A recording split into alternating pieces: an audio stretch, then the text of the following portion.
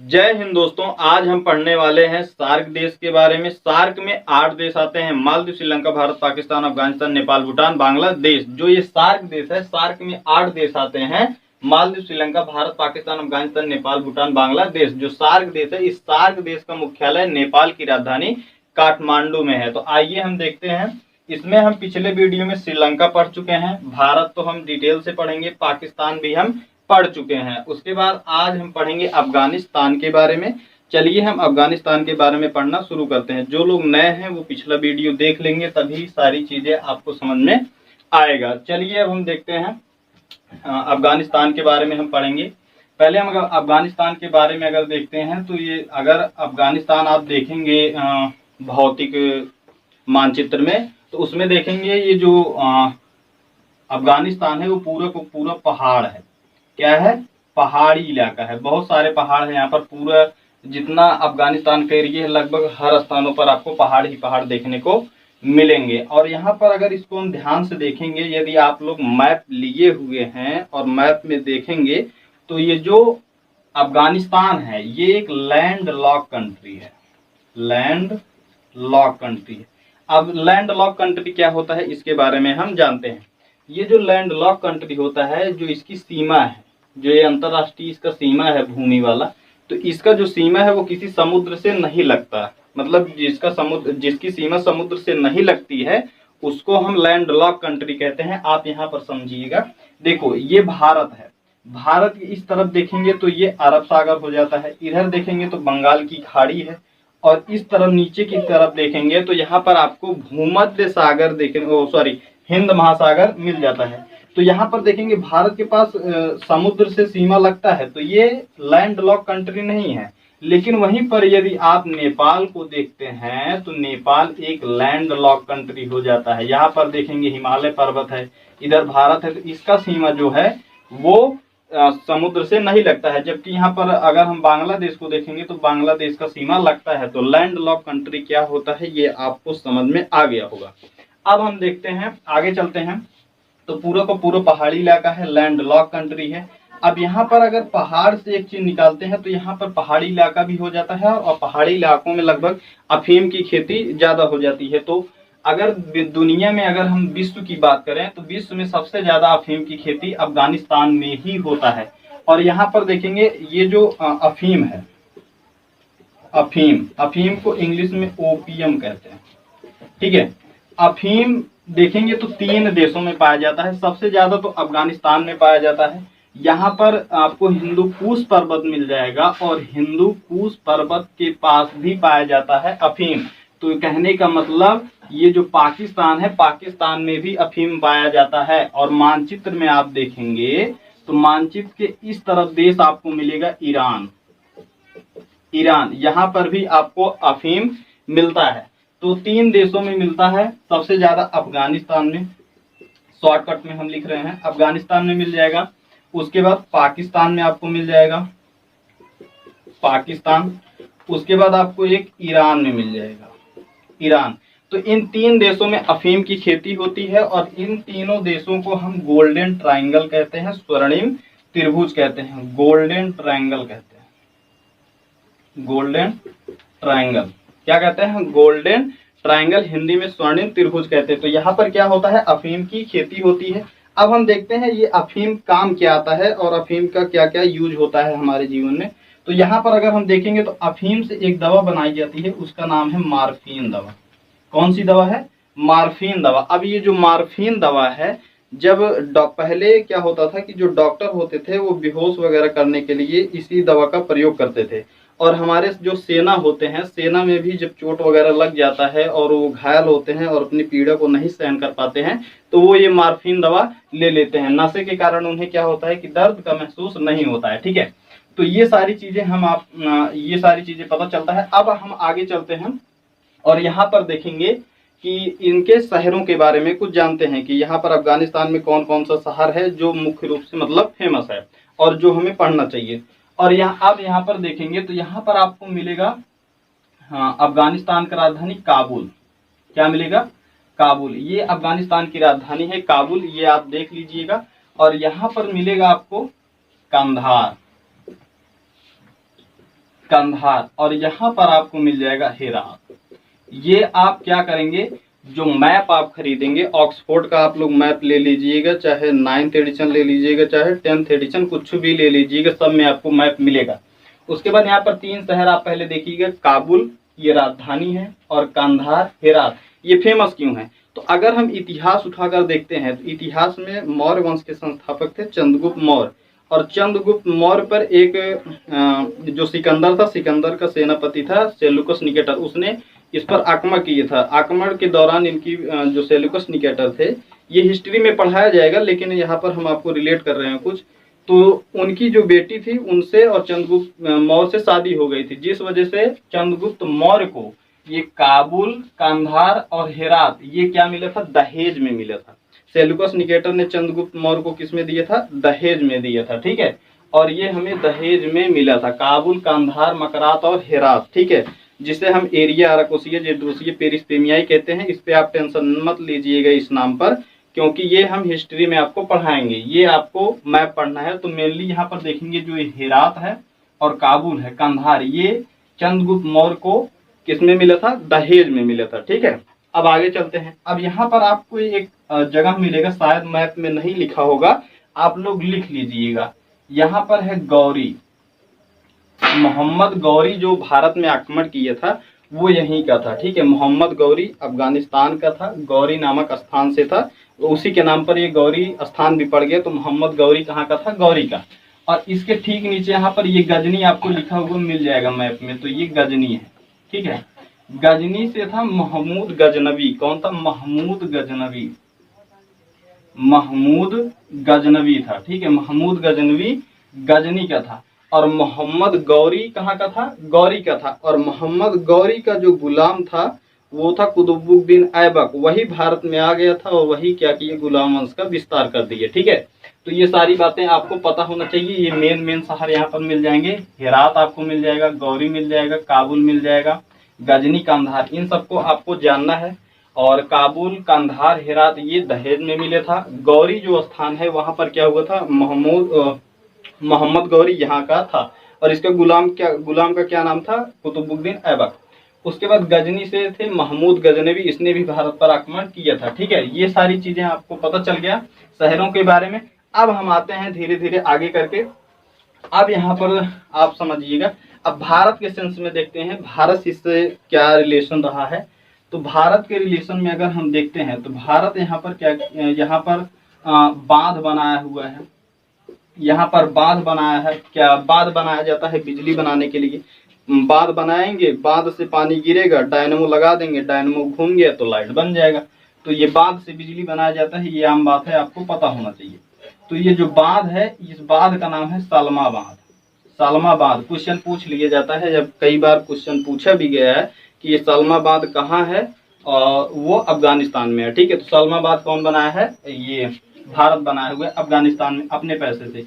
उसके बाद यहाँ पर संसद भवन भी बना रहा था, संसद भवन भी बनाया, ठीक है। और यहाँ पर आतंकवादियों को मतलब मारने के लिए अभी तो यहाँ पर तख्ता पलट भी हुआ है, उन सब सारी चीजों को हम देखते हुए चलेंगे। तो यहाँ पर मतलब हेलीकॉप्टर वगैरह ये सब चीजें, हथियार, हेलीकॉप्टर वगैरह, लड़ाकू विमान वगैरह भी देने का बात हुआ था, लेकिन बीच में ही तालिबानों ने क्या किया था, आक्रमण कर दिया था। उनको भी हम समझेंगे बारी बारी करके।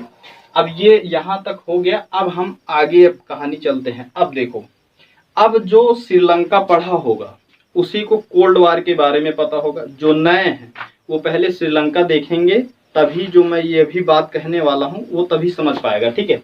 तो अब अगर आप बात करते हैं तो प्रथम विश्व युद्ध 1914 से 1918 तक चला था। उसके बाद द्वितीय विश्व युद्ध 1939 से 1945 तक चला था। उसके बाद कोल्ड वार चल गया था। क्या चला था, कोल्ड वार। और कोल्ड वार के दौरान हमने बताया था श्रीलंका का जो हम्बनटोटा बंदरगाह है वहां पर अमेरिका आया था। यहाँ पे भारत ने यहाँ पर इसको हटाया रूस के कहने पर, क्योंकि रूस यहाँ पर नहीं आना चाहिए। कोल्ड वार के दौरान दो देश आगे निकलना चाहते थे, एक रूस और एक यूएसए, अमेरिका। ये दोनों एक दूसरे के कंपटीशन में थे कि हम आगे जाएं, हम आगे जाएं। इसी की वजह से मारधाड़ वगैरह होता था। अब यहाँ से जब श्रीलंका से भारत के द्वारा यहाँ से भगाया गया, वो आप श्रीलंका पढ़ेंगे तो समझ में आ जाएगा। उसके बाद वो नेपाल में आया, ठीक है। और नेपाल में क्या किया, रूस ने चाइना से कहकर इनको यहाँ से भी भगवा दिया, नेपाल से भी इनको जाना पड़ा अमेरिका को। और वो यहाँ पर पीओके, ये भारत का ही हिस्सा है, भारत का हिस्सा है, फिलहाल में अभी प्रेजेंट टाइम में नहीं है, ठीक है। तो ये जो पीओके वाला हिस्सा है, इसमें एक स्थान आपको मिलेगा, गिलगित नाम है इसका, गिलगित। और यहाँ पर आकर बैठ गया, गिलगित में आकर बैठ गया। गिलगित में आकर बैठ गया तो रूस को यहाँ पर भी खटकने लगा। और गुस्सा किस पर उतरेगा ये आपको पता है, श्रीलंका में क्या हुआ था, श्रीलंका के ऊपर उतरा था, नेपाल में नेपाल के ऊपर उतरा था, अब पाकिस्तान के ऊपर निकलने वाला है, ठीक है। तो जो रूस है वो क्या किया, इनको यहाँ से काउंटर करने के लिए उसने यहाँ पर आक्रमण कर दिया और यहाँ पर घुस गया।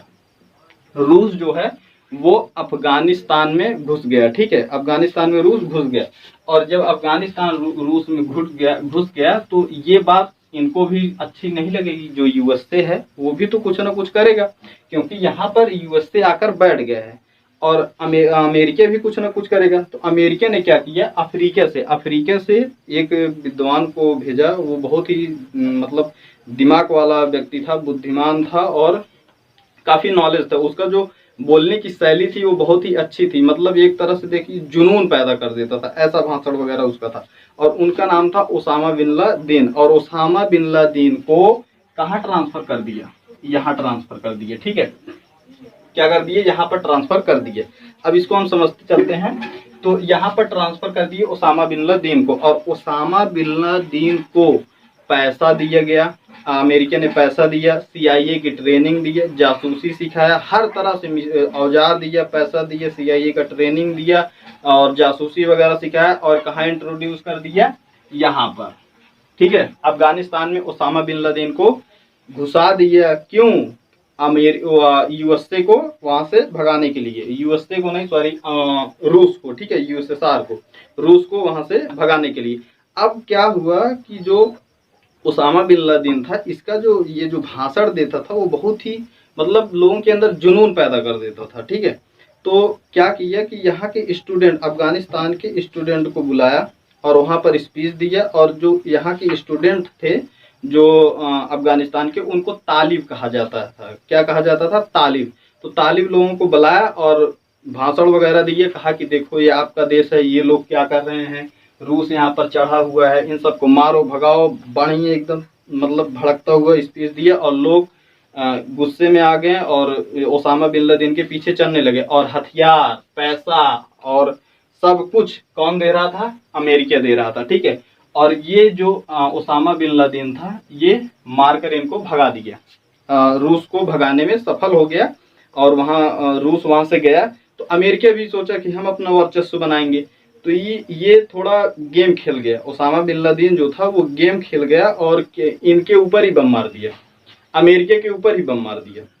तो अमेरिका कहा है भैया हमको कहाँ मार दिए, तो रूस को हम आपको पैसा दिए, सब कुछ दिए, तो आप हमें काहे लिए मार दिए। तो उसने बताया, कहा देखो भैया, जब याद करो जब 1948 का समय था तो आपने फिलिस्तीनियों के ऊपर, जो फिलिस्तीन में जो मुसलमान थे, ये भी मुसलमान था ना, तो इसको खटक गया होगा, तो मुसलमानों को आपने बम मारा, क्यों मारा, उनकी क्या गलती थी। तो ये क्या किया था, 1948 में बम मार दिया था इजराइल को बसाने के लिए। इसने कहा कि फिलिस्तीन जो वहाँ के मुसलमान वगैरह थे उनको मारा गया और उनको इजराइल जो देश है उनको बसाने के लिए वहाँ पर झड़प चला था। वो हम इजराइल जब पढ़ेंगे तो वहाँ पर अच्छे से समझेंगे। तो क्या हुआ कि वहाँ का उसका बदला लेने के लिए इसने अमेरिका पर बम मार दी, कहा कि हम इसका बदला लेना, हम बदला ले लिए हैं। तो अब एक बात बताओ, जो ओसामा बिन लादेन है वो अमेरिका के निगाह में खटकेगा कि नहीं खटकेगा, और किसके लिए काउंट किया गया था, ये ओसामा बिन लादेन को किसके लिए भेजा गया था, रूस को मारने के लिए। तो अब जो अमेरिका है वो तालिब लोगों को भड़का दिया, और भड़का दिए का, और इनका पोल पट्टी खोल दिए कि ये इसलिए आए थे, ये करने आए थे, वो करने आए थे। तो लोग भड़क गए और तालिबानों ने इनको दौड़ा दिया, और दौड़ा के एबटाबाद, यहाँ पर पाकिस्तान के एबटाबाद में इनको पूछ दिया, ठीक है, इनको क्या किया, मार दिया, और एबटाबाद में इसकी मृत्यु हो गई, ठीक है। ये हम जब पाकिस्तान पढ़ाए थे तब वहां पर हम आपको बताए थे, ठीक है। अब यहाँ पर ओसामा बिन लादेन मार उठे, और अब अफगानिस्तान वाले वो जो तालिब लोग थे, जो स्टूडेंट थे, वो बन गए तालिबान। यहीं से क्या हो गया, तालिबान। और ये मुख्य रूप से इस वाले एरिया में फैले हुए थे यहाँ पर, ठीक है। तालिबान का वर्चस्व यहाँ पर आ गया। उसके बाद ये लोग धीरे धीरे सरकार बनाने का मतलब धीरे धीरे से अपना संगठन बना रहे थे। यहाँ पर आप देखेंगे तो अफीम की खेती होती ही थी। ये लोग वहाँ के नागरिकों को मार धाड़ के इधर उधर करके ओपीएम जो अफीम था उसको बेचते थे, वहाँ से पैसा इनको आता था और धीरे धीरे ये विस्तार करते रहे। और हाल फिलहाल में क्या हुआ था, ये घटना हो गई थी। अब हम समझते हैं इनको भी। तो इनको अफगानिस्तान की जो सरकार थी वो जो तालिबान लोग थे उनको दबाने के लिए या फिर उन्हें काउंट करने के लिए, उन्हें मारने के लिए यहाँ पर जो अमेरिका की सेना थी वो यहाँ पर आई थी। ठीक है, अमेरिका का सेना आया था। अमेरिका यहाँ पर बहुत दिनों तक रहा था। उसके बाद यहाँ पर क्या हुआ कि अभी जब ये घटना हुई थी तो क्या किया, ये यूएसए ने जो अमेरिका था वो अमेरिका क्या किया, यहाँ से अपने सैनिकों को बुला लिया और यहाँ पर कुछ उसके भी हथियार थे। जो हथियार यहाँ पर अमेरिका छोड़कर गया था उन पर भी तालिबान लोगों ने क्या किया, उन पर भी कब्जा कर लिया। वो हथियार भी इनके पास आ गए हैं। ठीक है, वो हथियार इनके पास आ गए। अब हम और आगे चलते हैं। देखो, अमेरिका जो हथियार छोड़ा था उसमें से तो लिए ये लोग, अब और भी हथियार इनको मिल गए। कैसे, देखो अब यहाँ पर हम समझते हैं। यहाँ ये हेरात है, ठीक है, हेरात, और हेरात से एक हाईवे जाता है यहाँ से काबुल होते हुए। यहाँ पर एक शहर आपको मिलेगा जहाँ पर देखेंगे आपको मिलेगा मजार ए शरीफ, मजार ए शरीफ, मजार ए शरीफ। और इस हाईवे को हम कहते हैं गारलैंड हाईवे, गारलैंड हाईवे। ठीक है, गारलैंड हाईवे कहते हैं, जो हेरात से चलती है और कहाँ तक जाती है, मजार शरीफ तक, और इसे हम कहते हैं गारलैंड हाईवे। ठीक है, अब यहाँ पर आप बात समझिएगा। ये जो पाकिस्तान है, जो पाकिस्तान पढ़े हैं उनको पता होगा कि यहाँ पर एक ग्वादर पोर्ट है, इसका ग्वादर बंदरगाह है। ठीक है, और यहाँ से ग्वादर बंदरगाह से यहाँ पर एक शहर इसका मिलता है पाकिस्तान का, क्वेटा शहर है, क्वेटो नहीं है, क्वेटा शहर है। ठीक है, आप इसको नहीं भी याद रखेंगे तो चलेगा, लेकिन ग्वादर आपको पता होना चाहिए। और यहाँ से जाते हुए यहाँ पर आपको एक शहर मिलेगा, उसका स्थान मिलेगा, उसका स्थान का नाम है चमन। क्या नाम है, चमन। क्या नाम है, चमन। और इस चमन वाले स्थान को अगर हम यहाँ पर लिख दें तो आपको समझ में आ जाना चाहिए, ये यहाँ पर हो गया चमन। ठीक है, चमन नामक स्थान आ गया। देखो यहाँ से ग्वादर गया, ग्वादर से क्वेटा शहर यहाँ पर पड़ता है। उसके बाद यहाँ पर आपको मिल जाएगा चमन स्थान, चमन नाम का स्थान मिल जाएगा। और इस चमन नामक स्थान पर एक चौकी है, नाम है स्पिन बोल्डाक, स्पिन बोल्डाक, स्पिन बोल्डाक नाम से चौकी है।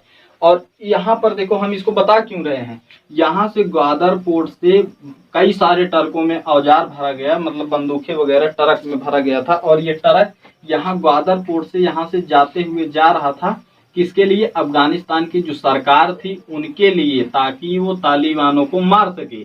लेकिन तालिबानों को कहीं से पता चल गया और वो लोग आए और यहाँ पर स्पिन बोल्डाक नामक चौकी पर उड़ा दिए, चौकी को उड़ा दिए और चौकी पर कब्जा कर लिए।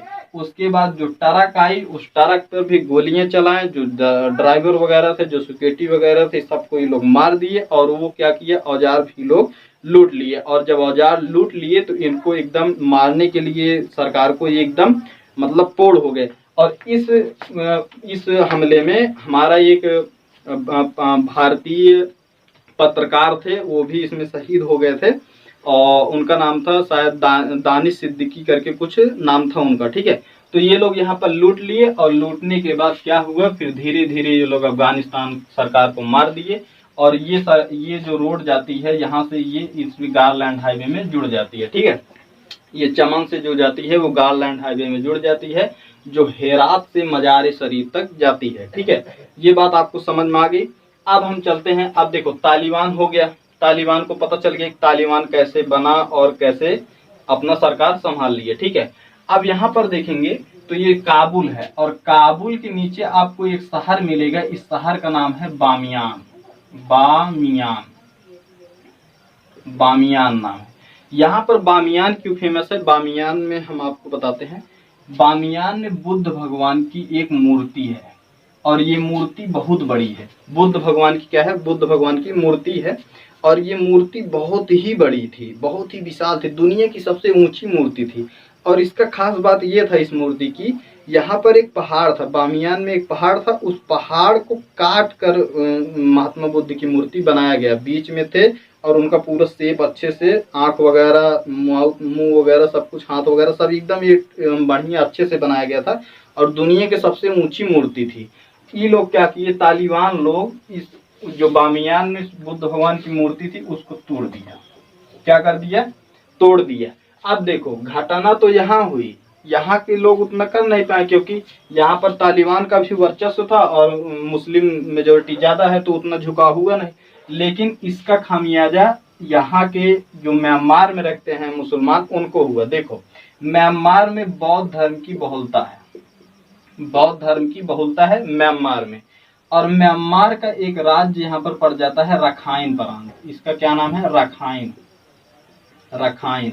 और रखाइन में रोहिंग्या मुसलमान रहते हैं, रोहिंग्या मुसलमान, ठीक है। रखाइन प्रांत में रोहिंग्या मुसलमान रहते हैं। अब ये देखो ये लोग क्या किए, एक तो यहाँ पर बामियान में जो मूर्ति थी बुद्ध भगवान की उनको तोड़ा गया, तो इनका कोई मतलब स्टेटमेंट नहीं है, कोई भी मतलब कुछ मतलब इनको कोई फर्क नहीं पड़ा, ठीक है। तो जिस वजह से ये लोग थोड़ा गुस्सा थे ही और ये लोग और आग में घी कर दिए। तो यहाँ पर इनके में जो बकरीद वगैरह मनाया जाता है तो बलि दिया जाता है। तो देखो बौद्ध धर्म के जो लोग हैं ये लोग बलि वगैरह में बहुत ज्यादा वो नहीं रहते हैं, ये लोग मतलब मार धाड़ वगैरह चीज इनको पसंद नहीं होता है, ये लोग बड़े शांत लोग होते हैं, ठीक है।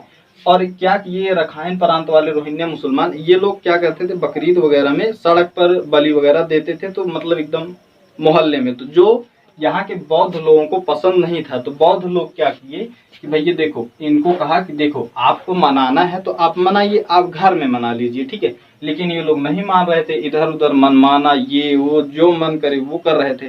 तो ये लोग एकदम गुस्सा आ गए, कहें कि देखो बौद्ध धर्म के जो लोग थे वो कहें कि देखो भैया एक तो यहाँ पर बामियान की मूर्ति तोड़ दी है, ये लोग कुछ नहीं बोले और यहाँ पर ये लोग अपना मन बड़ा ही कर रहे थे। तो एक दिन इनका मना मतलब इनका मूड ठनक गया बौद्ध लोगों का और ये लोग सब मिल के इनको पूछ दिए, सब लोग इनको मार दिए, ठीक है। और रखाइन प्रांत में जो रोहिंग्या मुसलमान थे जब ये लोग मारना चालू किए म्यांमार के बौद्ध लोगों ने तो इनको इतना मारा। और ये लोग भाई साहब फिर पूछिए मत, ये लोग कोई बांग्लादेश में सेट हो गया, कोई भारत में सेट हो गया। भारत में तो यहाँ जम्मू कश्मीर तक आपको रोहिंग्या मुसलमान मिल जाएंगे। तो इनका ये हालत हो गया, ठीक है। तो कहने का मतलब गलती यहाँ हुई और सारा मारधार यहाँ हो गया, इन्हीं की गलती थी। अगर ये लोग मान लेते तो कुछ नहीं होता। तो ये मैटर आपको समझ में आ गया।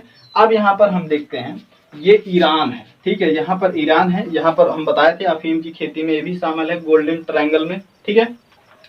ईरान जब हम पढ़ाएंगे तो यहाँ पर बताएंगे, यहाँ पर एक चाबहार बंदरगाह है, चाबहार बंदरगाह, चाबहार बंदरगाह, ठीक है। चाबहार बंदरगाह, ये चाबहार बंदरगाह जो है इसको भारत डेवलप करा है, ठीक है। भारत ने इसको डेवलप कर रखा है, ठीक है।